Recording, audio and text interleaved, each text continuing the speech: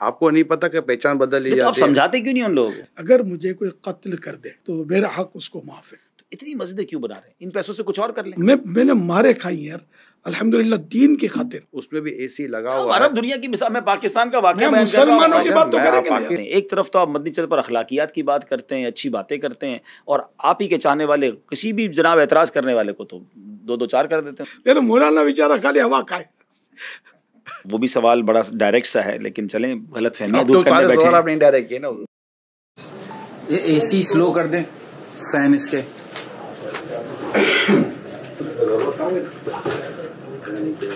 ابھی بھائی camera on record. جی یہ سامنے والی. الحمدللہ عز و جل ایک بار پھر پروگرام غلط فہمیاں لے کر حاضر ہیں. جنہوں نے پچھلے 2 ایپیسوڈز دیکھے ہیں، پچھلی 2 قسطیں دیکھی، انہیں معلوم ہے کہ اس پروگرام میں امیر اہل سنت قبلہ بانی دعوت اسلامی حضرت علامہ مولانا ابو بلال محمد الیاس اتار قادری صاحب سے بڑے اسٹریٹ فارورڈ کوسچنز بھی ہوئے تھے، اور اس پر شاندار انداز میں بڑی نرمی کے ساتھ آپ نے ہمیں جوابات عطا فرمائے. تو آج امیر اہل سنت کے ساتھ ساتھ حاجی عمران اتاری صاحب بھی ہمارے ساتھ ہیں. تو انشاءاللہ ان دونوں شخصیات سے ہم سوالات کریں گے. ہم آپ کو بھی ویلکم کرتے ہیں کہ آپ بھی اگر کچھ سوالات کرنا چاہتے ہیں اس پروگرام کو دیکھیے، اور اس کے کمنٹ سیکشن میں جا کر آپ سوالات کیجئے کہ ان سوالات میں سے بھی کچھ سوالات اگلے پروگرامز میں شامل کریں. پہلا سوال جو ہمارے پاس ہے تھوڑا سا ٹف کوسچن ہے. دعوت اسلامی والے، یہ کوسچن آیا میرے پاس، اہل بیت کا ذکر اتنا زیادہ کیوں نہیں کرتے جتنا صحابہ کا ذکر کرتے ہیں؟ صحابہ اور اولیاء پر تو بہت سارے آپ کلام بھی بناتے ہیں، پڑھتے بھی ہیں، مگر اہل بیت پر کلام بھی نہیں بناتے. یہ غلط فہمی نہیں ہے، غلط فہما ہے. وہ تو جواب دیں. مجھے بچپن میں امام حسین شہید کربلا کا نام لینا نہیں آتا تھا. بچہ تھا، نہ سمجھتا. اس وقت اپنی زبان میں ان کا میں نام لیتا تھا. میں وہ دہرانے میں بھی ڈر لگتا مجھے کہ کس طرح ان کا نام لیتا تھا. وہ لیتا تھا میں. یعنی یوں کہو کہ اہل بیت کی محبت ہماری گھٹی کے اندر ہے. الحمدللہ رب العالمین. یعنی کہ زمانہ ہو گیا میرے، پتہ نہیں مجھے بولنا چاہیے کہ نہیں، میری بڑی بہن مرحومہ، اور جب میری بیٹی کا رشتہ کر رہے تھے ہم، تو بعض جگہ سادات سے بھی رشتہ آیا. میری بڑی بہن نے کہا کہ دیکھ سید کو بیٹی مت دینا. پھر ہم اس کو سید ہے اس لیے بول نہیں سکیں گے کہ بعض اوقات کو شکر رنجیاں بھی ہوتی ہے نا، تو یعنی ایسا ادب. تو ہمارا الحمدللہ سیدوں کے ساتھ اور اہل بیت کے ساتھ، آپ میرے رسالے، میری تحریرات کو اٹھا کر دیکھ لیں، برسوں سے جو چل رہی ہیں، صلی اللہ علیہ وآلہ وسلم ملے گا اس میں. تو آلہ اہل بیت سمجھے. تو اور پھر یہ کہ میرے رسالے، حضرت امام حسن رضی اللہ عنہ کی 30 حکایات، کرامات امام حسین، کرامات شیر خدا، کربلا کا خونی منظر. تو اس کے علاوہ مطلب یہ کہ رہے میرے کلام، تو آپ کو پتہ ہے کہ میں نے کتنے کلام اہل بیت اطہار کی شان میں عرض کیے. الحمدللہ اہل بیت کے تو شان میں نے اتنے بیان کیے ہیں. مجھے یاد پڑتا ہے میں 3 گھنٹے کھڑے بیان میں نے کیے. اللہ بیان شہادت صحت تھی. اور مجمع بھی الحمدللہ، اجتماع کثیر. ایک بار میں نے اس دوران کسی کی شہادت، حضرت علی اصغر رضی اللہ عنہ کی شہادت یا کسی کی شہادت کا کوئی بیان کیا، تو اس میں کسی نے بتایا کہ ایک نوجوان کھڑا ہو گیا تھا جوش میں آ کر کہ جیسے دشمنان نے اہل بیت کو مار ڈالوں، کاٹ ڈالوں. وہ اتنا مطلب جوش میں آ گیا تھا. کس نے کیا حضرت علی اصغر کو شہید؟ اس کو مطلب کیفیت یہ میں نے دیکھا نہیں کہ مجمع اجتماع کثیر ہوتا تھا. آپ لوگوں نے ہو سکتا ہے اٹینڈ کیے ہوں گے گھانچی پاڑے میں. جی ماشاء اللہ. تو یوں الحمدللہ بتا، ہم تو شروع سے ہی ابھی ہم کو یار وضاحتیں کیوں کرنی پڑ رہی ہیں. اردو میں یہی سوچ رہا ہوں، ورنہ تو میں آپ کو بتاؤں تو لبی بھائی، جنرلی کسی کو کسی افتتاح یا سنگ بنیاد کے لیے بلایا جائے نا، تو وہ اپنے ساتھ کسی دوسرے کو بھی شریک پسند نہیں کرتا. مگر دعوت اسلامی میں 91 میں آیا ہوں، اور میں نے جب امیر سنت کو کسی مسجد کا افتتاح کرنا ہے، کسی سنگ بنیاد رکھنا ہے، تو آپ کا ایک انداز ہوتا تھا کہ 12 سید بچوں کو جمع کیا جائے، میں ان کے ذریعے کروانا اچھا مہمان خصوصی، آپ جس کو آپ ایک ٹرم ہے جو استعمال کی جاتی ہے، سنگ بنیاد کے لیے نارملی بلایا جاتا ہے. لیکن اب امیر سنت کو بلایا جا رہا، ہم سے کہتے ہیں یا ساداتوں کو بلاؤ، یہ سید کے ذریعے میں کراؤں گا. اچھا خود فیضان مولا مشکل کشا رضی اللہ تعالیٰ عنہ، یہ مساجد دعوت اسلامی کے ذریعے بنائی گئی ہیں، اعلان حضرت نے خود فرمایا ہے. تو فیضان امام حسین، فیضان بی بی فاطمہ اور اس طرح کی کئی مساجد الحمدللہ بنی ہوئی ہے. فیضان اہل بیت تو ہمارے مساجد کے نام بھی رکھے جاتے ہیں الحمدللہ. اور یہ خود عالمی مدنی مرکز فیضان مدینہ سید شہزادوں کو جمع کر کے تو ان سے اوپننگ کروائی. جی الحمدللہ صحرائے مدینہ کی اوپننگ بھی سیدوں سے کروائی. میڈیکل کے جب ایشو آتے ہیں اور بیماریوں کو پھر دوائی مہنگی، تو امیر سنت کے باقاعدہ یہ بیانات موجود ہیں کہ سید و سادات کو تو آپ مطلب کہ فری میں کر دیں، اور ان کے نانا جان کی مطلب کہ نظر کرم لیں اپنے اوپر. اچھا یہ بھی فرما دیا کہ اگر سید کے ساتھ کسی نے کیا تو ان کا لینا آپ پر احسان ہوگا، آپ کو ان پر احسان نہیں کر رہے. اب میرا سوال یہ ہے کہ آپ کو سیدوں سے محبت ہے، آپ کو اہل بیت سے محبت ہے، آپ کو رسول اکرم صلی اللہ علیہ وسلم کی آل سے محبت ہے، آپ دنیا میں اپنی محبت کو پروف کیسے کریں گے؟ اچھا کیا ہر ایک کو پروف کرنے کی کیا ضرورت اور حاجت پیش آتی ہے؟ آپ نے اہل بیت کے ذکر کی تو بات کی، لیکن جو کلام کرنے والے کہتے ہیں کہ صحابہ کا ذکر بھی بہت کرتے ہیں، تو یہ مطلب کیوں کرتے ہیں؟ اصل وہ سوال اہل بیت اطہار کے بارے میں تھا. باقی اب صحابہ کرام کا جہاں تک تعلق ہے تو مولا علی کرم اللہ وجہ الکریم یہ صحابی نہیں تھے، امام حسن امام حسین یہ بھی صحابی تھے. تو یوں یہ صحابہ کرام تو ہیں. اور اس کے علاوہ مطلب یہ ہے کہ ہم تو سارے ہی صحابہ کا ذکر خیر کرتے ہیں. جب ان کا کوئی ٹاپک چلے گا تو پھر انشاءاللہ دیکھ لیجیے گا آپ، ورنہ ویب سائٹ پر آپ دیکھ لیجیے صحابہ کرام کے تعلق سے. پھر میرے رسالے بھی موجود ہیں اللہ کی رحمت سے صحابہ کرام کے تعلق سے. ہم تو صحابہ اہل بیت دونوں کو مانتے ہیں، دونوں میں مطلب ہم الگ نہیں چلتے الحمدللہ. حضرت امام اہل سنت مولانا شاہ امام محمد رضا خان رحمۃ اللہ علیہ فرماتے ہیں اہل سنت کا ہے بیڑا پار اصحاب حضور، نجم ہے اور ناؤ ہے عطرت رسول اللہ کی. اب چلتے ہیں اگلے سوال کی طرف. دیکھیں اب یہ سوال دونوں شخصیات سے ہے، ٹھیک ہے نا، آپ دونوں کے ماشاءاللہ پیجز بھی بنے ہوئے ہیں اور آپ سوشل میڈیا پر بھی ہیں اور دنیا آپ کو سنتی بھی ہے. لیکن دیکھیں سوشل میڈیا ایک اس حوالے سے عجیب پلیٹ فارم بھی ہے کہ لوگ آپ کی تعریف بھی اس پہ کر سکتے ہیں، کمنٹ سیکشن کھلا ہوتا ہے، آپ کے خلاف بھی بول سکتے ہیں. سوال یہ ہے کہ جناب جہاں تک تو آپ کی تعریف ہو رہی ہے ٹھیک ہے، جہاں کسی نے آپ کے بارے میں کوئی مائنس پوائنٹ کیا، آپ کی شخصیت کو ہٹ کیا، تو آپ کے چاہنے والے، آپ کے فالوورز اس بندے کا حال کرتے ہیں. ایک طرف تو آپ مدنی چینل پر اخلاقیات کی بات کرتے ہیں، اچھی باتیں کرتے ہیں، اور آپ ہی کے چاہنے والے کسی بھی جناب اعتراض کرنے والے کو تو دو چار کر دیتے ہیں اس کے ساتھ. اخلاق سے گری بات کرنے والوں کو پہلے یہ تو پروف کرے کہ یہ ہمارے ماننے والے ہیں. اچھا وہ نام لکھا ہوتا ہے، تاری لکھا ہوتا ہے تو اس میں تو ہو سکتا ہے کہ کوئی عورت پیچھے ہو مرد کے نام سے. آپ تو سوشل میڈیا کو جانتے ہیں کہ آپ کو سوشل میڈیا کا اتنا تصویر نہیں لگی ہوتی ہے حضرت اس پہ امام والے کی. آپ کو نہیں پتا کہ یہاں تصویر لگ جاتی ہے، آپ کو نہیں پتا یہاں نام آ جاتا ہے، آپ کو نہیں پتا کہ پہچان بدل لی آپ جاتی ہے. سمجھاتے کیوں نہیں ان لوگوں کو؟ بالکل امیل سنت کی ویڈیوز موجود ہیں. رہی بات جو برا بھلا کہتے ان کی، اول تو ان کو بھی عقل کے ناخن لینے چاہیے. کون سا عقل مند آدمی کہے گا کہ یہ صحیح کام کر رہا ہے؟ دیکھیں اب ایک نارمل پڑھا لکھا آدمی ہے، وہ دونوں کمنٹس پڑھ رہا ہے، یار لکھنے والا تو غلط ہے، بدتمیزی کر رہا ہے حضرت کے ساتھ، لیکن حضرت کے چاہنے والے اس کو جس زبان میں رپلائی دے رہے ہیں، تو یہ تعلیمات کیسی ہیں؟ یہ بتائیے کہ ہمیں ہماری اس پوری ویڈیو کو لائک کرنے والوں کی تعداد 25,000 ہے. ٹھیک ہے. غلط لکھنے والے کی تعداد 2 ہے. ٹھیک ہے. ٹھیک ہے. ان کو اس غلط کو جو غلط رپلائی ہو رہا ہے اس کی تعداد کتنی ہے؟ 2-4-5. یہ 25,000 جو خاموش بیٹھے ہوئے ہیں، یہ کس کی تربیت ہے؟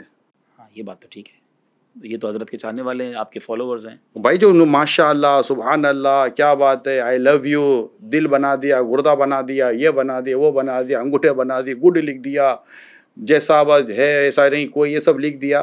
یہ سب لکھ رہے ہیں، یہ تو نہیں کہہ رہے اس کو برا بھلا. آپ ان 25,000 کو شاباشی کیوں نہیں دے رہے ہو کہ حضرت کی تربیت دیکھیں کہ لاکھوں لوگ ان کے پیج کے اوپر ہیں. 5.2 ملین 52 لاکھ جن کے پیج کو سبسکرائب کیے ہوئے ہیں، لائک کیے ہوئے ہیں، اور ان کی ویڈیو اگر گئی ہے مطلب کہ 2-4 لاکھ تک، اس پہ کامنٹس آپ پڑھیں، اس میں اب نیگیٹو کامنٹس لکھنے والے کو جس نے رسپونڈ کیا نیگیٹو، صحیح ہے، اس کی تعداد کتنی ہے؟ ٹھیک ہے. اب آپ دیکھیے کہ یہ لاکھوں جو چپ ہیں، یہ تربیت نہیں تو کیا یار؟ اچھا پھر گلی کوچوں میں محلوں میں دیکھیں آپ، جی کوئی ایسا آپ کو واقعہ ملتا ہے؟ پوری دنیا میں دیکھیں کبھی کوئی ایسا میں واقعہ ڈائریکٹلی ملتا پوچھ لیتا ہوں نا حضرت، آپ کی تعلیمات کیا ہیں؟ اگر آپ کو کوئی برا بھلا کہے تو آپ کیا یہ مریدین کو کہتے ہیں کہ اس کو رپلائی دیں، جواب دیں، یا آپ خود چینل پہ ان کو رپلائی دیتے ہیں؟ میرا الحمدللہ بہت پرانا وصیت نامہ لکھا ہوا ہے، آج بھی پرنٹ ہو کر مکتبۃ المدینہ سے ملتا ہے اور ویب سائٹ پر بھی آپ کو مل سکتا ہے. اس میں نے لکھ دیا ہے کہ اگر مجھے کوئی قتل کر دے تو میرا حق اس کو معاف ہے. کیونکہ قتل مسلم میں 3 حق ہوتے ہیں. ایک تو حق اللہ، ایک حق وارث اور تیسرا جو ہے وہ حق مقتول نے جو قتل کیا گیا، تو میں نے اپنا حق تو معاف کر دیا کہ مجھے اختیار ہے، رہے میرے وارث، تو ان کو میری درخواست دی ہوئی ہے کہ میرے قاتل سے قصاص نہ لیا جائے، ان کو معاف کر دیا جائے۔ رہا حق اللہ کا حق بھی ہے، قتل ناحق کیوں کیا، اب وہ تو ذرا میں وہاں تو چھڑانے سے رہا، میرا یہ ہے، میں نہیں چاہتا کہ میری وجہ سے کوئی بندہ جو ہے وہ جہنم میں داخل ہو، میں نہیں چاہتا کہ میری وجہ سے کوئی ایسے ہنگامے کھڑے ہوں جس میں لوگوں کی جانیں ضائع ہوں، مال تلف ہوں، ہڑتالیں ہوں، دھرنے ہوں، احتجاج ہوں اور امت پریشان ہو۔ الحمدللہ اس طرح کی باتیں میں نے کئی بار اپنے بیانات میں، اپنی مدنی مذاکرات میں کی ہیں۔ اب اگر اس کے باوجود کوئی کمزور بات میرے تعلق سے کہہ دیتا ہے، وہ اس کا میں تو ذمہ دار نہیں نا۔ اچھا، میں اس سوال کو ایک اور انداز سے بھی کرنا چاہوں گا۔ اتنے چاہنے والے، لاکھوں کروڑوں آپ کے فالوورز ہو گئے، اتنی بڑی تحریک، دنیا میں آپ کا نیٹ ورک، جی نہیں چاہتا ان کو مخالفین کو شٹ اپ کال دی جائے، ان کو جواب دیا جائے، میڈیا آپ کے پاس، سوشل میڈیا آپ کے پاس، چاہنے والے آپ کے ساتھ، تو آپ کیوں برداشت کرتے ہیں اتنی باتیں؟ بھائی آج کے دور میں کون برداشت کرتا ہے؟ آپ بولیں، ٹھیک کر دیں ان لوگوں کو۔ ادھر آئے نا، تھوڑا ادھر آئے، پہلے ادھر بھی تو کرنا، ادھر آئے، ادھر جاؤ۔ ہاں، ہم کہتے ہیں کہ ہمارے حضرت لاجواب ہے۔ اچھا، وہ تو لاجواب ہے، لیکن اس کا تو جواب دینا۔ جواب نہ دینے کی وجہ سے لاجواب ہے۔ اچھا، تو کیوں نہیں دیتے جواب؟ آپ کے پاس جواب نہیں ہے؟ قرآن کریم کی آیت لقد کان لکم فی رسول اللہ اسوۃ حسنہ، اللہ کے رسول کی ذات میں تمہارے لیے بہترین نمونہ ہے۔ کیا میرے پیارے آقا صلی اللہ علیہ وسلم جسے میں محبت کرتا ہوں، میری جان قربان، میری آن قربان، میری آئندہ نسل قربان، انہوں نے اپنے نفس کے لیے کسی سے بدلہ لیا ہے نا؟ نہیں لیا نا، تو میں کہا بولوں آپ کے بارے میں صلی اللہ علیہ وسلم، تو یہاں تک کہا جائے دشمن آ جائے تو چادر بھی بچھا دیتے ہیں۔ تو مطلب یہ باتیں مطلب ذرا نفس کو برنگ اختیار تو کرتی ہیں۔ ہم لوگ تو مطلب ذرا کہ گناہ گار بندے ہیں، کبھی جذبات انسان کے مشتعل ہوتے بھی ہیں، لیکن کبھی یہ واقعہ نہیں پائیں گے کہ میں نے اپنی ذات کے لیے کسی کو پٹوا دیا، کسی کو مروا دیا، کسی کو، حالانکہ یہ سب ہو سکتا ہے، اشارہ کرنے کی دیر ہے، اتنے سارے اپنے پاس لوگ، لیکن الحمدللہ آج تک آپ ایک بھی واقعہ لا نہیں سکتے۔ الحمدللہ میری زندگی آپ کے سامنے ہے، اللہ کی رحمت سے۔ آپ تو بچپن سے مجھے دیکھتے ہیں، میں نے کس سے یار لڑائی کی، حالانکہ لیکن یہ تعلیمات میں نے مارے کھائی ہیں یار الحمدللہ دین کی خاطر، لیکن آپ بتائیے، مجھے آفرے بھی ہوئی ہیں کہ ہم یوں کر دیں، میں نے یار کس کو بھیجا یار؟ الحمدللہ میں مطلب اس چیز سے اپنے آپ کو حتی الامکان بچا کر بڈھا ہو گیا ہوں۔ آپ چلیں، آپ کی طبیعت آپ نے بیان کر دی نا کہ آپ بدلہ نہیں لیتے، آپ کی مسیرت میں ایسا واقعہ نہیں ملے گا۔ آپ کی تعلیمات اپنی شورا کو، اپنے ذمہ داران کو، کہ وہ بھی ایسے ہی دعوت اسلامی لے کے چلیں گے، جھگڑا نہیں کریں گے، ریپلائی نہیں دیں گے، جواب نہیں دیں گے، انشاءاللہ الکریم، اپنے نفس کے لیے، اپنی ذات کے لیے انشاءاللہ ان کو انتقام نہیں لیں گے انشاءاللہ۔ ہمارے امیر سنت نے، اللہ ان کو سلامت رکھے، اپنی تحریک سے وابستہ اسلامی بھائیوں کو قرآن کریم کی آیت کا حصہ یاد کروایا ہے، والقاظمین الغیظ والعافین عن الناس واللہ یحب المحسنین۔ یاد کرائیے یہ آیت کہ غصہ پینے والے، درگزر کرنے والے، احسان کرنے والے اللہ کو پسند ہیں، اور ادفع باللتی ہی احسن، یہ سننے والے برائی کو بھلائی سے ٹال۔ یہ ہم نے انہی سے حدیث سنی ہے، جو تجھ پر ظلم کرے اسے معاف کر، جو تجھ سے توڑے اس سے جوڑ، اور جو تجھے محروم کرے اسے عطا کر۔ یہ ان سے ہی ہم نے روایتیں اس طرح کی سنی۔ انہوں نے دعوت اسلامی کو، اسلامی بھائیوں کو، اسلامی بہنوں کو، ہمارے جو بچے ہیں نا، ان کو، طلباء کو، سب کو یہ تعلیم، یہ تربیت گھول گھول کر پلائی ہے، گھول گھول کے پلائی، حقوق العباد کے تعلق سے پلائی ہے۔ اللہ پاک نے چاہا پیارے حبیب کے صدقے میں ان کی اس تعلیمات کا اثر رہے گا۔ جناب اب چلتے ہیں اگلے سوال کی طرف، اور حضرت سے سوال یہ ہے حضور کہ دنیا اپنے کاموں کو اسمارٹ بنا کر بہت تیزی سے ترقی کر رہی ہے، تو کیا آپ لوگوں کو اسمارٹ دین بھی سکھا رہے ہیں جس میں عمل کم کرنا پڑے اور بندہ جنت میں جلدی چلا جائے؟ کہیں تو تفصیل ہوگی اور کہیں مطلب اختصار ہوگا۔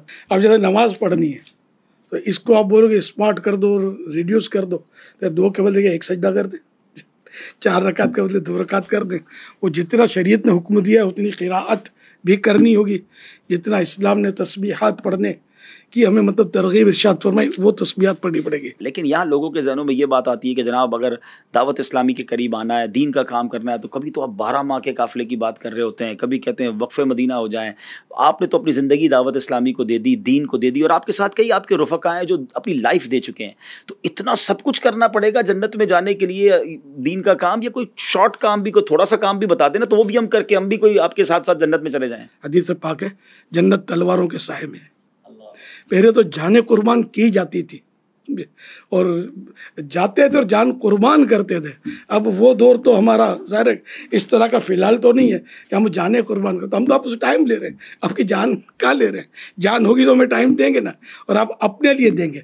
तो जितनी नेकियां करेंगे उतना आपके लिए फ़ायदा होगा। बोलते जितना गुड़ डालोगे उतना मीठा होगा। तो यानी आपकी तरफ से, दावत इस्लामी वालों की तरफ से कोई ऐसा इन्फसाइज नहीं है, कोई ताकीद नहीं है कि भाई नफली रोज़े भी रखने पड़ेंगे तो नवाफिल भी पढ़ने ही पड़ेंगे, नहीं पढ़ता कोई तो गुनाहगार तो नहीं है? शर्त नहीं है, ठीक है ना उसको दावत इस्लामी से निकाला जाएगा, ठीक है, ना हर दावत इस्लामी वाला इस पर अमल करता है, ठीक है। जिसको अल्लाह तौफीक दे, हम तरगीब तो दिलाएंगे।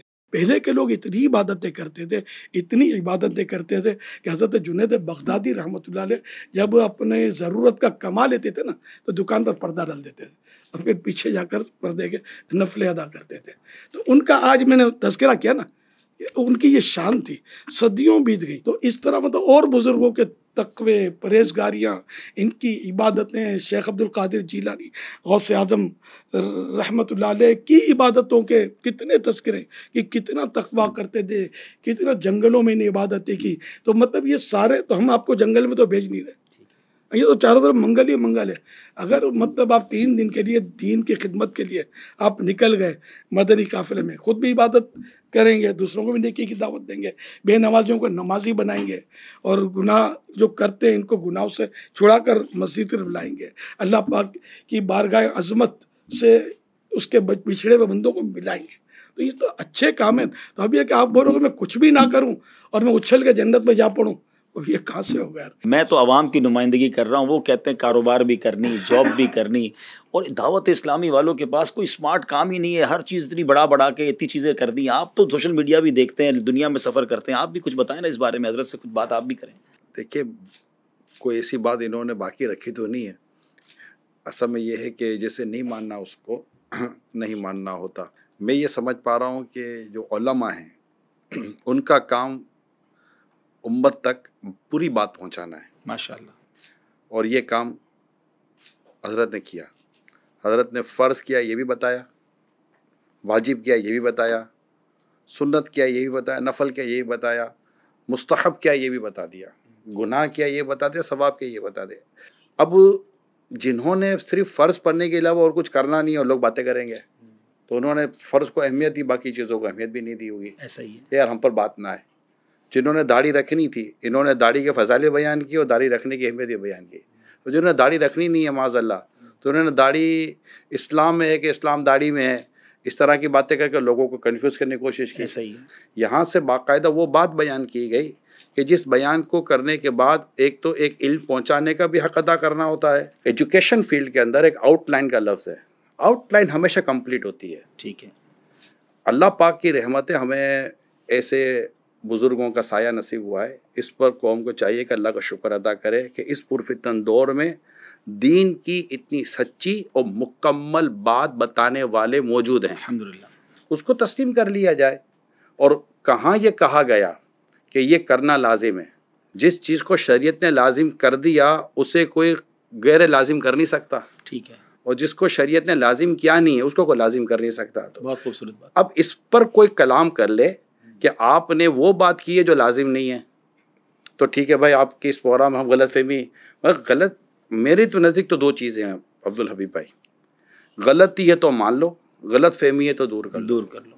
जनाब एक और सवाल है, और वो भी सवाल बड़ा डायरेक्ट सा है, लेकिन चलें गलत फहमियाँ दूर करने बैठे हैं। आपने इनडायरेक्ट किया ना हुजूर। ये बताइए कि क्या पीर के लिए आलिम होना ज़रूरी नहीं है? जी हाँ, मेरे आका इमाम अहले सुन्नत आला हज़रत इमाम अहमद रज़ा खान रहमतुल्लाह अलैह ने पीर के जो 4 शराइत बयान फरमाए उनमें एक शर्त आलिम होना भी लिखा है। आलिम की डेफिनेशन ये है कि वो उसको तमाम अकायद मालूम हो और उस पर ये परमानेंट हो, भूल ना जाए, मालूम हो, اور وہ اتنی صلاحیت رکھتا ہو کہ اپنی ضرورت کا مسئلہ بغیر کسی مدد کے کتاب سے نکال سکے، ضرورت کے مسائل معلوم بھی ہوں اور نکال بھی سکے. اس طرح کی ڈیفینیشن ہے. اس میں کہیں یہ نہیں کہ وہ حافظ قرآن ہو یا کوئی زینت القراء ہو، بہت بہترین قاری ہو. اچھا حضور ایک بات یہ بتائیں، اتنی مساجد کیوں بنا رہے ہیں؟ ویسے ہی لوگ نماز پڑھ نہیں رہے، جو مساجد ہیں ان میں نمازی نہیں ہیں. اور آپ دعوت اسلامی والے دیکھیں، گلی گلی محلہ محلہ آپ کے ٹارگٹس ہوتے ہیں کہ اتنی مسجدیں بنانی ہیں فلاں کے اہل بیت کے نام پر، تو صحابہ کے نام پر. تو اتنی مسجدیں کیوں بنا رہے ہیں؟ ان پیسوں سے کچھ اور کر لیں. پھر تو آپ کہیں گے یہ حج پر اربوں خربوں روپے کیوں خرچ کرتے ہیں، کچھ اور کر لیا کریں. فلاں کام کیوں کرتے ہیں، اس پر اور کر لیا کریں. آپ میں کہوں گا اتنا مہنگا موبائل کیوں لیتے ہیں، سستا لے لیں اور باقی رقم کسی اور کام میں صرف کریں، کسی غریب کو دے دیں. اس طرح آپ نے اتنے بڑے اپنے پلازے، اپنی عمارتیں اور لاکھوں لاکھ روپے کا ڈیکوریشن اپنے گھروں میں کیوں ڈالا ہے؟ یار یہ اس کو بیچیں، ہٹائیں یار، یہ غریبوں میں تقسیم کریں، ان کی دعائیں لیں. تو اس طرح تو مطلب یہ کہ بات بنے گی نہیں. مسجد بنانا ثواب ہے، ٹھیک ہے نا. اور حدیث پاک بخاری شریف کی حدیث ہے کہ جو مطلب ہے نا کہ مسجد بنائے گا اللہ پاک اس کے لیے جنت میں گھر بنائے گا. الحمدللہ. تو یوں اگر آپ مسجد ہے وہ کم تو کتنی ہونی چاہیے، پھر آپ سے کیا ہم کو فگر لے کہ بھائی اتنی ہو اور اتنی نہ ہو. جہاں مسلمان اکثریت میں نہیں ہیں، بعض اوقات پورے شہر میں مسجد نہیں ہوتی. تو اس لیے مسجدوں کو تو یہ اللہ کا گھر ہے، عبادت کا گھر ہے، اور یہ شعائر اسلام ہے، اسلام کی نشانیاں ہیں. ان کو تو آپ یہ بولیں کہ جلدی جلدی اور بھی مسجدیں بناؤ، اور ہم تو نمازی بھی تو بنا رہے نا، خالی مسجدیں نہیں بنا رہے. تو مسجدیں بھرتی چلی جائیں گی اور بنتی چلی جائیں گی، انشاءاللہ بناتے رہیں گے. ہاں مسجد ایسی جگہ بنانا منع ہے کہ جو جگہ ویران ہو، جیسے جنگل بیابان، یا کوئی نماز نہیں پڑھے گا، نہیں ایسے ویرانے میں اگر مسجد بنائی تو وہ اسلامی شریعت کے مطابق وہ مسجد ہے بھی نہیں. تو مسجد آبادیوں میں بناتے ہیں جہاں لوگ نمازیں پڑھتے ہیں. عبد ربیع بھائی، میں نے کبھی نہیں سنا کہ کلینک کم کھولیں، فلاں چیز کم کھولیں، یہ چیزیں کم کھولیں. نہیں، کئی کلینک خالی پڑے ہوئے ہیں، کئی کلینک خالی پڑے ہوئے ہیں، ڈاکٹر بیٹھے ہوئے ہیں، ٹھپ ہو جاتی ہیں مارکیٹ آئے دن مال بن رہے ہیں، پلازا بن رہے ہیں. آج تک تو میں نے نہیں سنا کہ جناب یہ نال ہے، بلڈنگیں بن کے بک نہیں رہی ہیں. کبھی نہیں. اپنا مال ہے نا، لوگوں کا چندہ ہوتا ہے نا مسجد میں. کس کا؟ لوگوں کا چندہ ہوتا ہے. تو لوگوں کے چندے سے جو مسجد بن رہی ہے وہ لوگوں کے لیے بن رہی ہے یا بنانے والا خود اپنی فیملی کو لے کر نمازیں پڑھ رہا ہے؟ یہ تو سب کے لیے بن رہا ہے. سب کے لیے بن رہی ہے. تو نہیں لیا یار چندہ، لوگ خوشی سے دے رہے ہیں نا. اور مطلب یہ کہ مجھے تو پتہ نہیں کیا بنتا غلط فہمی. اوور فلو ہو جائے پھر کوئی مسجد بنائے تو سمجھ آتا ہے. وہ کہتے ہیں ہمارے محلے میں پہلے ایک مسجد تھی، 2 صفحے، اس میں نمازی نہیں ہوتے، تھوڑے 1-2-4 گلیاں چھوڑ کے دوسری. دعوت اسلامی صرف مسجد بناتی ہے یا مسجد آباد کرنے کے کام بھی کرتی ہے؟ یہ بات بتائیں نا. آپ بتائیں نا. مسجد آباد کرنے کے بھی کام کرتے ہیں. یعنی ہمارے 2 نعرے ہیں، مسجد بناؤ تحریک بھی جاری رہے گی اور مسجد بھرو تحریک بھی جاری رہے گی. اور پھر کیا یہ مساجدیں اللہ کرے کہ نمازوں میں بھریں، لیکن کیا یہ پوری سال میں کبھی مسجدیں بھرتی نہیں ہیں؟ ایسا تو نہیں ہے. جمعہ میں کئی مسجدیں بھر جاتی ہیں، عید میں کئی مسجدیں کم پڑ جاتی ہیں، باہر شامی اور ٹینٹ لگانے پڑتے ہیں. تراویح میں مسجدیں بھر جاتی ہیں. تو ایسا تو نہیں. یعنی کہ مطلب عجیب سی یہ تو مطلب الٹی لوجک ہے کہ آپ کہہ رہے ہیں کہ مسجدیں نہیں بناؤ، بلکہ آپ ہمارا ساتھ دیں کہ آئیے مسجدیں بنائیں اور نمازی بھی بڑھائیں تاکہ مسجد آباد ہوں. کسی ایک علاقے کی مسجد میں میرے تو کئی بیانات ہوئے ہیں کئی جگہ پر. میں نے پوچھا کہ کیا اس علاقے میں رہنے والے اگر تمام مسلمان مسجد میں نماز پڑھنے کے لیے آ جائیں تو آپ کو یہ مسجد کافی پڑے گی؟ کہا نہیں، ہمیں اور مسجد بنانی پڑیں گی. تو اب نمازی بڑھانے کے بجائے، نیکی کی دعوت دینے کے بجائے، لوگوں کو گناہوں سے نکال کر مسجد میں لانے کے بجائے اگر کوئی یہ فلسفہ یا لاجک کسی پر ڈالے کہ مسجد بنانے کی کیا ضرورت ہے، اتنی مسجدیں بنانے کی کیا ضرورت ہے، آپ مجھے بتائیے. اعداد و شمار آپ کے سامنے ہوں گے، آپ پاکستان میں بھی ٹریول کرتے ہیں، باہر بھی. آپ کو لگتا نہیں بن گئی جتنی مسجدیں بننی تھیں؟ کہاں بنی ہیں؟ اچھا، میں ساؤتھ افریقہ گیا، مساجد نہیں تھی، بہت کم مساجد تھی. اور UK گیا، بہت کم مساجد تھی. ایون کہ کئی اور دنیا کے ملکوں میں ہم گئے، جیسے کہ حضرت نے خود فرمایا کہ کئی کلومیٹر جائیں تو مسجد ہوتی نہیں ہے. بلکہ میں نے تو باقاعدہ ایک آرٹیکل پڑھا تھا کہ کسی ویسٹرن کنٹری سے ایک شخص پاکستان آئے اور آ کر بیٹھے فیملی کے ساتھ بات کر رہے تھے. جیسے ہی اذان کی آواز آئی وہ اٹھ کر مسجد میں جانے لگے. تو جو میزبان تھا جو یہیں کا تھا، اس نے کہا ابھی تو اذان ہوئی ہے، اتنی جلدی کیا ہے؟ تو کہا تمہیں کیا پتہ اذان کی اہمیت کیا ہے؟ ہم تو برسوں گزر کے اذان کی آواز کانوں میں نہیں آتی. یہ تو اللہ نے ویسا کرم کیا ہے کہ یہاں ہم بیٹھے، ہم کو اذان کی آواز آئی ہے اتر کر مسجد میں جانے بات تو میری بات کی تائید میں ہو گئی نا کہ بیرون ملک میں بنائے نا مسجد ہے بھائی، وہاں دور دور نہیں ہے، تو پاکستان میں بھی بنا رہے ہیں، یہاں بھی نہیں ہے، یہاں تو بہت ہو گئی نا، نہیں ہے. ہم کئی کلومیٹر تک جاتے ہیں مسجد نہیں ہوتی، کئی علاقوں میں جاتے ہیں مسجد نہیں ہوتی. کئی بڑے بڑے سینٹر، الحمدللہ دعوت اسلامی نے تو کئی بلڈنگ بنانے والوں کو نماز کی جگہ بنانے کی سوچ دی ہے. کئی جگہوں پر مسجد دعوت اسلامی کے ذریعے بن رہی ہیں. پاکستان میں بھی ایسے علاقے ہیں جہاں مسلمان پاکستان ہو یا پاکستان کے باہر ہوں، دنیا میں کئی ایسے آپ کو علاقے ملیں گے جہاں پر مسجد کی کمی ہے. اچھا آپ یہ بتائیے، دنیا میں ایک سٹینڈرڈ ڈسکس کیا جاتا ہے کہ اتنے لوگوں میں ڈاکٹر ہونا چاہیے، اسٹینڈرڈ بیان کیا جاتا ہے کہ جب مثال کے طور پر 400-500 جہاں لوگ ہوں اس میں ایک ڈاکٹر کا ہونا ضروری ہے، رائٹ؟ کیا کوئی ایسا اسٹینڈرڈ ہمارے پاس آیا، کسی نے دیا کہ اتنے لوگوں تو ایک مسجد ضروری ہے، 2 مسجد ضروری نہیں ہے؟ بھئی ایک علاقے کے اندر اگر 4 مسجدیں بھی بنی ہوئی ہیں تو آپ یہ دیکھیں پاپولیشن کتنی ہے. اگر یہ پاپولیشن مسجد میں آ جائے نماز پڑھنے کے لیے تو آپ کو لگتا ہے کہ 4 مسجدیں بھی زیادہ ہیں یا کم ہیں؟ نمازی کم ہیں اس پر بات کی جائے، نہ کہ یہ بات کی جائے کہ مسجد زیادہ ہیں. مسجد مرثیہ خواہ ہیں کہ نمازی نہ رہے، یعنی وہ صاحب اوصاف حجازی نہ رہے، کہ واعظ قوم کی وہ پختہ خیالی نہ رہی، برق طبعی نہ رہی، شعلہ مقالی نہ رہی، رہ گئی رسم ازاں روح بلالی نہ رہی، فلسفہ رہ گیا تلقین غزالی نہ رہی. تو آپ ہمارا ساتھ دیں دعوت اسلامی کا، اور مل کر نیکی کی دعوت عام کریں. بے نمازیوں کو نمازی بنائیں گے تو مسجدیں کم ہی پڑیں گی، آپ لکھ لیجئے. چلیں جناب، امید ہے کو دعا کرتے ہیں کہ اللہ کرے کہ آپ کی غلط فہمی دور ہو گئی. ہو سکتا ہے کہ اسے اعلان آتا جائیں گے اب تو ہم بھی مسجد بنائیں. ہاں، بنانا چاہیں تو رابطہ کر سکتے. دعوت اسلامی کی مرکزی محتوی شورا نے یہ اعلان کیا ہوا ہے، اور لائیو اعلان ہے. آپ دنیا میں کہیں بھی رہتے ہیں، جس بھی ایریا میں آپ کو لگتا ہے کہ ہمارے پاس یہاں نماز پڑھنے کی جگہ نہیں ہے، مسجد نہیں ہے، جائے نماز نہیں ہے، مصلی نہیں ہے، آپ ہم سے رابطہ کریں. انشاءاللہ دعوت اسلامی آپ کو وہاں پر مسجد اور نماز پڑھنے کی جگہ بنا کر دے گی. اب میں حضور کی طرف پھر چلوں گا کہ حضور نوجوانوں کے لیے آج کل بڑی بات ہو رہی ہے، اور واقعی پاکستان بھی ایک ایسا ملک ہے کہ جس میں بڑی تعداد میں یوتھ ہے، اور پھر دنیا بھر میں نوجوان. تو کیا آپ کی دعوت اسلامی میں، آپ کے اس پورے انوائرمنٹ میں نوجوانوں کے لیے، یوتھ کے لیے بھی کوئی پلان ہے؟ الحمدللہ ہمارے پاس بھی یوتھ ہی کی کثرت ہے ماشاءاللہ. نہیں، میں تو یہ عرض کروں گا، جب دعوت اسلامی لے کر چلے تھے تو آپ کا شمار یوتھ میں ہی ہو رہا تھا. میں بھی کوئی یوتھ تھا آج سے 42 سال پہلے تقریباً. میں یوتھ ہی کہا جائے گا. میری عمر 30-31 سال کی ہوگی جب آپ دعوت اسلامی کا کام لے کر جاتے ہیں، اور اس سے پہلے بھی میرا خیال ہے آپ کی یہ مصروفیت تھی. میں تو شروع سے ہی سب ایک طرح سے مذہبی ماحول میں ہی پلا بڑا ہوں الحمدللہ. تو میرے پاس بھی ارد گرد نوجوان ہی تھے، اور ماشاءاللہ اب بھی اس وقت تقریباً نوجوان ہیں. بزرگ کم ہیں، یا وہ بزرگ ملیں گے جو پہلے جوان تھے اب ہو گئے، جیسے میں بوڑھا ہو گیا، جوانی سے چلا تھا. تو اس میں یوتھ کے لیے تو پروگرام ہی پروگرام ہے. یہ سارا کام یوتھ ہی کر رہے ہیں 99%. دیکھیں عبدالحبیب بھائی، آپ نے جو ابھی بات کی نا، تو میرا خیال ہے شاید اگر ناظرین اور آپ اگر وہ پروگرام دیکھ لیں، 2 سپٹمبر یوم دعوت اسلامی پر ایک پروگرام ریکارڈ ہوا تھا. امیل سنت کے ساتھ آپ کے پرانے اسلامی بھائی بھی موجود تھے. اس میں آپ کو یاد توفیق انجینئر ہمارے ساتھ بیٹھے ہوئے تھے.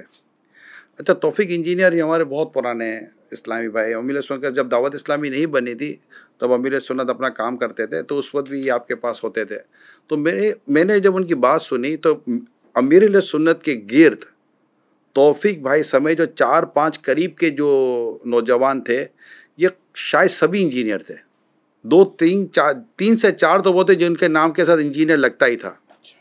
ٹھیک ہے، میں نے وہ ان سے تو اب میں اس وقت یہ سوچتا تھا کہ انجینئر تھے، امیل سنت ایک دین و مذہب کی بات کرنے والے. تو میں نے ان کو ہی پوچھا تھا کہ آپ کیسے ان کے قریب بیٹھ جاتے تھے. آپ کو یاد ہوگا توفیق بھائی نے اس وقت پروگرام میں کہا تھا کہ مجھے ایک کی ماں نے میری ماں کو کہا تھا کہ جو میرا بیٹا یہ الیاس قادری کے پاس چلا گیا، اس کو بچا دو. سے کہا کیا بچا، میرا بیٹا بھی وہیں جا رہا، تو جانے دے، تو مسئلہ کوئی نہیں ہے. تو اس وقت بھی جب دعوت اسلامی نہیں تھی تو یہ قریب نوجوان، اور وہ بھی انجینئرنگ کرنے والے اور کوالیفیکیشن یعنی کہ ورلڈلی کوالیفیکیشن سے ریلیٹڈ کوالیفائڈ لوگ تھے. تو اور آج بھی مدرسۃ المدینہ جو دنیا بھر میں چلتے ہیں، ہفتہ وار اجتماع جو دنیا بھر میں ہوتے ہیں، اعتکاف جو دنیا بھر میں ہوتے ہیں. اچھا، اسی طرح اسلامی بہنوں کے اجتماعات، اسلامی بہنوں کے جو مدرسۃ المدینہ بالیکا جو دنیا بھر میں ہوتے ہیں. اس طرح اور دعوت اسلامی کی جو مدنی قافلوں کی جو 5-7 لاکھ اسلامی بھائی جو مدنی قافلوں میں سالانہ سفر کر رہے ہوتے ہیں، اسلامی بھائیوں کی بات کر رہا ہوں، سفر کر رہے ہوتے ہیں. ان سب کی اگر آپ تعداد لیں تو اس پہ اگر آپ دیکھیں گے تو آپ کو مور دین 92% آپ کو اس میں نوجوان ملیں گے. تو یہ نہیں کہہ سکتے کہ دعوت اسلام کے ساتھ نوجوان نہیں ہے. اسکولز کالجز میں بھی کام کرتی دعوت اسلامی؟ بالکل کرتی ہے. شعبہ تعلیم کا بہت بڑا ہمارے کالج یونیورسٹیز کے اندر اجتماعات ہو رہے ہیں. اسکولوں میں جا کر جو ٹین ایجر ہیں ان میں دعوت اسلامی کام کر رہی ہے. یوتھ میں ہو گئے, سب یوتھ ہی یوتھ ہے. دعوت اسلامی کے لیے تو مشہور ہی یہی کہ نوجوانوں کی تحریک ہے. یعنی آپ سوشل میڈیا کو بھی دیکھیں نا, سوشل میڈیا پر جو ٹوٹل جو دعوت اسلامی کی جو سوشل میڈیا پلیٹ فارم ہیں, جو اس پر آپ مور دین 5 کروڑ سے زیادہ کو آپ سبسکرائب دیکھتے ہیں, تو یہ جو سبسکرائب ہوئے ہیں, جو فالوورس ہیں, جو فین فالوئنگ ہے, تو یہ نوجوان نہیں ہے تو پھر ہیں کون؟ یہ تو مجھے آپ بتا دیں. یہ واقعی غلط فہمی ہے. بڑی زبردست. دیکھیں ناظرین, یہ بڑی لاجیکلی بات سامنے آ گئی. باقی فیکٹس اینڈ فگرز تو چلیں آپ کہیں گے کہ آپ کہہ رہے ہیں نا کہ آپ کے لاکھوں لوگ قافلے میں جاتے ہیں, آپ کہہ رہے ہیں آپ کے ہزاروں لاکھوں لوگ اجتماع میں آتے ہیں, وہ چلے کچھ نہ کچھ چینل پہ نظر آتے ہیں, مگر سوشل میڈیا کو تو آپ خود بھی کاؤنٹ کر سکتے ہیں نا جی. ابھی جائیے دعوت اسلامی کے فیس بک کے پیج پر, ذرا آپ یوٹیوب کے پیجز پر دعوت اسلامی کے جتنے سوشل میڈیا کے پلیٹ فارمز ہیں آل ٹوگیدر ملائیں تو بتایا جاتا ہے 55 ملین 5.5 کروڑ فالوورز اور سبسکرائبرز ہیں. تو اٹ مینز یہ تو فگرز آپ اپنی فنگر ٹپس پہ چیک کر سکتے ہیں. اور بڑی لاجیکلی بات, اس پہ بوڑھے لوگ تو نہیں ہوتے نارملی, اس میں تو ینگسٹر ہی ہوتے ہیں. حضرت اب ایک واقعہ سوشل میڈیا پہ مجھے کسی نے بھیجا ہے, اور وہ یہ کہتے ہیں کہ آپ لوگوں کی وجہ سے میں اپنے دوست کے سامنے بے عزت ہو گیا. میں اپنے دوست کے ساتھ آپ کے نگران صاحب کی ایک محفل میں گیا, اور وہ نگران صاحب بڑی قناعت اور صبر اور شکر پر انہوں نے بیان کیا, اور جس حال میں بھی رہو اور اللہ کا شکر ادا کرو. بیان ختم ہوا تو ہم نے دیکھا کہ وہ نگران صاحب تو اے سی والی گاڑی میں آئے تھے, اے سی والی گاڑی میں واپس چلے گئے. تو جناب خود صبر و شکر کا اور قناعت کا درس دے کر گئے, خود اے سی والی گاڑی میں گئے. میرے دوست نے میرا مذاق اڑایا, کدھر لے کر آیا, مولوی کو دیکھ, مولوی کے تو اپنے خرچے بہت زیادہ ہیں, تو کون سی صبر و شکر اور قناعت کی بات ہو رہی ہے؟ اب وہ کہتا ہے میں تو بے عزت ہو گیا اپنے دوست کے سامنے. اگر ایک واقعہ ایسا ہوا بھی ہے تو اس میں آپ ناراض نہ ہو, بالفرض ہوا ہے تو.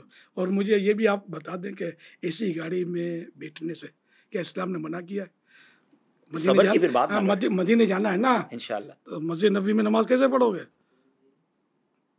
سینٹرل اے سی لگا ہوا ہے نا, صحیح کیسے کرو گے؟ ٹھنڈا ٹھنڈا ماحول ہے, ہر مسجد آپ کو وہاں ایئر کنڈیشن تقریباً ملے گی. تو یار یہ کوئی بات تھوڑی ہے, اے سی کو گناہ تھوڑی ہے. اب جس مسجد میں اے سی لگا ہوا ہے تو اس میں صبر و قناعت کی بات کی جائے کہ نہیں کی جائے, کہ سب کو دھوپ میں نکال کر پھر صبر و قناعت کی بات کی جائے؟ تو یار تو اسی کو تو کہتے ہیں اعتراض برا اعتراض. تو قناعت کی تعریف کیا بنے گی؟ قناعت ہے کہ اللہ پاک نے جتنا دیا بس اس پر راضی رہے. اللہ پاک نے جتنا دیا اس پر راضی رہے.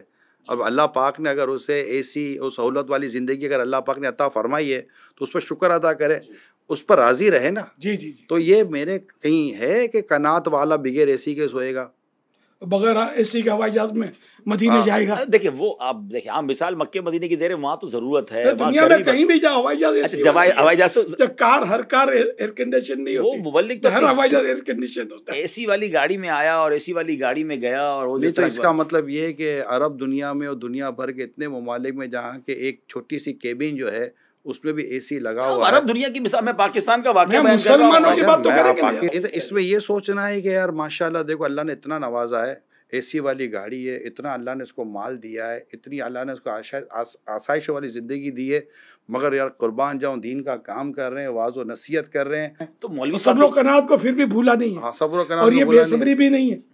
ایئر کنڈیشن مریض ایئر کنڈیشن کمروں میں تو ہوتے ہیں یار, کہتے بیچارے بے قرار. مولوی صاحب کے پیسے کیسے آ گئے؟ گاڑی چندے کے پیسوں سے گاڑیاں لیتے ہیں, کیا کرتے ہیں؟ مولوی صاحب کے اپنے کام نہیں کرتے, وہ مولوی صاحب کے پیسوں سے کیا گاڑی نہیں آ سکتی؟ اچھا, اور اگر آ گئی تو کیا حرج ہے؟ اگر کسی نے اگر تحفے میں بھی دی ہے تو کیا آپ کو دنیا مطلب کہ پلاٹ کے پلاٹ تحفے میں دیتی ہے؟ ایک مذہبی آدمی عبدالحبیب بھائی, ایک مذہبی آدمی عاشق رسول اگر خوشحال ہے تو تکلیف کی چیز کی ہے. مسئلہ یہ ہے کہ جو یہ چیز ہو رہی ہے یہ کیا چیز غلط ہے؟ اور کیا اس نے یہ کہا ہے کہ میں اے سی میں نہیں سوتا ہوں, میں اے سی والی گاڑی میں نہیں بیٹھتا ہوں, دیکھیں میں صبر کر رہا ہوں؟ اس نے کوئی ایسا دعویٰ کیا ہے؟ اس نے کوئی ایسا دعویٰ نہیں کیا. اور کوئی گاڑی آتی ہے, ضروری نہیں کہ اسی کی اپنی بھی گاڑی ہو سکتا ہے کوئی ایسا اہل محبت ہو جو اس کو گاڑی میں لے کر چلا گیا ہو. تو میرے کو تو یہ حیرت ہو رہی ہے کہ یہ سوال ہم سے وہ شخص کر رہے ہیں جو دنیا کے ایسے ملکوں میں جاتے ہیں جہاں پر ایک عام آدمی بھی بغیر گاڑی کے نہیں رہتا. پھر ایسے واقعات کتنے, یہ بات ہے, ایسے لوگ کتنے, ٹھیک ہے. اچھا, جن کی مطلب کہ سہولت دے کر تکلیف ہوئی ہے, تو جو بیچارے تکلیف میں ان کی تکلیف دور کرنے کی کتنی کوشش کی گئی ہے, اس سے ہمدردی کس نے کی, اور یہ بہت سارے ہیں. خود جس مسجد میں کئی لوگ نماز پڑھتے ہیں اس مسجد کے امام صاحب کے پاس گھر پورا نہیں ہے، اس کے بیچارے کے پاس سائیکل تک نہیں ہے کئی امام کے پاس. تو یہ بھی تو ایک پہلو ہے یا نہیں ہے مذہبی طبقے کا.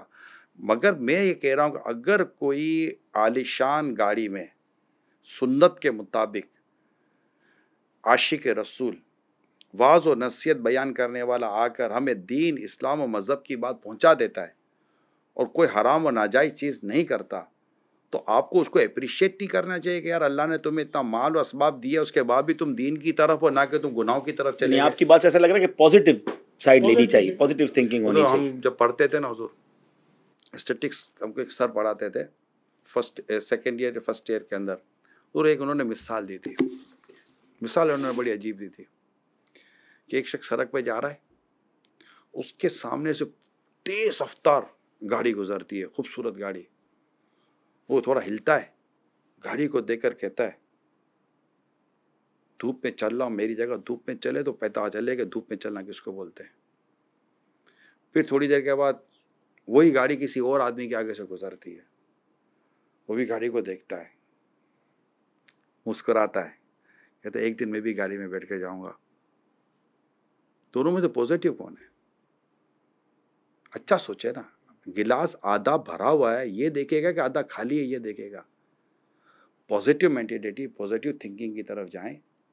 اور جیسے ہم بہت پیاری بات امیر سنت فرماتے ہیں کہ اب یہ تو چلو شکر ہی ایسی ویسی کی بات کر کے بول رہے ہیں، ورنہ یہاں تو اگر وہ کچھ مرغی بھی کھا لیتا تو بولتے دیکھو مولوی مرغی کھا رہا ہے. پہلے کہتے تھے اب مرغی سستی ہے. اچھا مرغی سستی ہے، اب مٹن مہنگا ہے. اب مٹن مہنگا ہے. تو اب کیا مطلب کہ جو داڑھی مولانا حلوہ کھاتا ہے.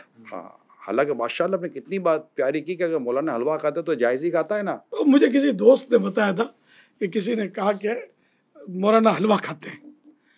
تو ہمارے علاقے میں مشہور دکان ہے ایک حلوے کی، اس حلوے کی دکان والے کے جو مالک ہے اس کے نام کے ساتھ لفظ حلوائی لگتا ہے. تو اس نے بولا کہ چلو وہ فلاں حلوائی کی دکان پہ چلتے ہیں. اب وہاں آپ دیکھ کے مجھے بتائیں، یہاں دیکھتے ہیں کہ کتنے مطلب مولانا حلوہ کھا رہے ہیں اور کتنے غیر مولانا حلوہ کھا رہے ہیں. یہ تو واقعی غیر مولانا ہی زیادہ ہوتے ہیں حلوہ کھانے والے. ہم سب کچھ کھاوے ہمارا کھاوے اندھا ہوئے، وہ محاورہ ہے نا لوگوں کا. لیکن مولانا بیچارہ خالی ہوا کھائے، حلوہ آپ کھاؤ. واقعی یہ بات تو سمجھنے والی ہے. بڑی زبردست مٹھائیوں کی دکانیں ہیں اور بڑی بیکریاں چل رہی ہوتی ہیں، تو وہاں لائن میں دیکھیں مجھے اس پر آپ بولنے کا موقع دیں. آپ اتنی دیر سے بول ہی تو رہے ہیں. کہاں بول رہے ہیں حضور، ہم ابھی تو بولے کچھ نہیں ہے. یہ تو اتنا بول رہے ہوتے تبھی تو آپ ہمیں لے کر بیٹھے ہیں. جی فرمائیے. ٹھیک ہے، یہ مجھے بتائیے کہ گھر میں ایک ٹیوٹر رکھا جاتا ہے بچے کو اسکول پڑھانے کے لیے، اس کو جنرلی طور پر کتنی فیس دی جاتی ہے؟ اب تو بہت فیس دیتے ہیں. اندازہ دیکھیں اگر 1-2 گھنٹے کے لیے آتا ہے تو 10,000 سے لے کے 30,000 تک لوگ دے رہے ہیں. اچھا، اسی گھر میں اسی بچے کو قرآن پڑھانے کے لیے ایک مولانا آتا ہے، اس کو کتنی فیس دی جاتی ہے؟ 2-3 ہزار مشکل سے ملتے ہوں گے. یہ فرق ہم اپنی نسل کے اندر کیوں اتار رہے ہیں کہ دین کا یہ مولانا سستا مل جاتا ہے نا، وہ بڑی مشکل سے ملتے ہیں. ٹیچر بڑی مہنگی تعلیم حاصل کی ہے اس نے. ٹیچر کہتا ہے کہ میری تنخواہ بڑھائیے، تو سر پلیز نہیں بڑھا دیجیے ورنہ میں نہیں آؤں گا، تو 5-10 ہزار روپے تو اس کی بڑھا دی جاتی ہے. مولانا کہہ دے کہ ذرا وہ 2-2.5 ہزار میں پورا نہیں ہو رہا، آپ کو پتہ ہے مہنگائی ہو گئی، اگر کچھ بڑھا دیں تو گھر میں جواب کیا آتا ہے؟ حضرت آپ کو کیا ضرورت ہے؟ تو مطلب مولانا کا بچہ بیمار ہو تو ہوا کھا کے صحیح ہو جائے گا، بھوک لگے گا تو مٹی کھا کے بھوک ختم ہو جائے گی. تو ایسا تو نہیں ہے نا. ہم نے جو ایز اے مسلم، میں پوری تمام مسلم کمیونٹی کو میں ایڈریس کر رہا ہوں، ایز اے مسلم جو ہم نے یہ تقسیم کی ہوئی ہے، اور ہم خود اپنے بچوں کو بتا رہے ہیں کہ دنیا کی اہمیت یہ ہے، دین کے تعلق سے ہماری سوچ یہ ہے کہ ہمیں اس کو بدلنا نہیں چاہیے. سوچئے گا ذرا. جی ناظرین، آپ نے دیکھا غلط فہمیاں سلسلہ. میں دعا کرتا ہوں اللہ سے کہ آپ کی غلط فہمیاں دور ہوئی ہوں، لیکن یہ سلسلہ ختم نہیں ہوا ہے.